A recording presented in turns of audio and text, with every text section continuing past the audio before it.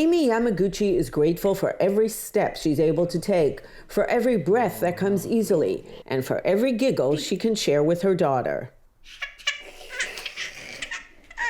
She doesn't remember it, but this perfectly healthy pregnant young woman was so sick with COVID-19, she almost died.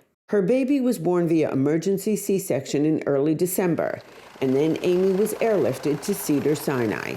I didn't see her till we FaceTimed early February. Cedar started doing FaceTime, and she was in induced coma up until then. When we met Amy here at Cedars, she was really in the throes of COVID. I mean, she was extremely sick. Her lungs were not functioning well, and she was requiring a tremendous amount of support from the ventilator to try to get her the adequate amount of oxygen she needed for her body. That's unfortunately the way we see a lot of our transfers for ECMO, and that's right where she was. She was right on that edge of not being able to survive how sick she was. At Cedars-Sinai, Amy made history. She was placed on an ECMO machine that did the work of her lungs for several months until she could receive a lung transplant.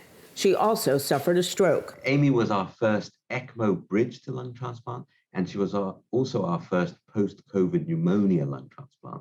And so for those reasons, she's really a very special patient. And while all this was happening, Amy's baby Marin was being raised by her dad, her grandma, and extended family. I had a ton of support, so the beginning was super hard. And everyone helped. Everyone really came together. You know, it's like I would have no idea how people get through this without family support, and they surrounded me. What Amy remembers is finally coming to and feeling lost. I did remember I was pregnant. I didn't even know that I was married to Danny. So when I woke up, I was like, Mom, this guy must like me. He's always here. And she's like, Amy, that's your husband. And I was very shocked. I was like, I'm married? I thought I was 22. So wake up and find out you're 35 is pretty shocking. And then find out you have a baby. 5 months after she gave birth, baby and mom finally had their first very emotional meeting. My mom and Danny were both there. The nurses were there. Everyone's standing by, just in case my therapist was there. So just a lot of support from Cedars too. And then I got to meet her. I got to hold her. Danny brought her to me because I was still very, very physically weak.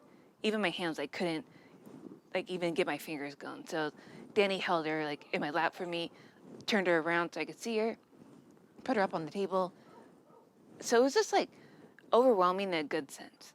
It was a long recovery. Amy needed to learn to walk again, and she is still gaining her strength. Memory is a big issue. Everything else is a physical thing. My hand needs to get better. It's getting much better, but the foot needs to get better. The memory needs to get better.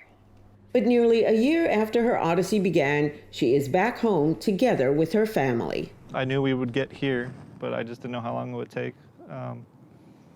But knowing Amy, just how she is, she was going to get through it. Without doubt, without ECMO, Amy wouldn't be here today. And without lung transplantation, Amy wouldn't be here today. And with the support that we have, it's been pretty great. We're getting back to our very charmed lives.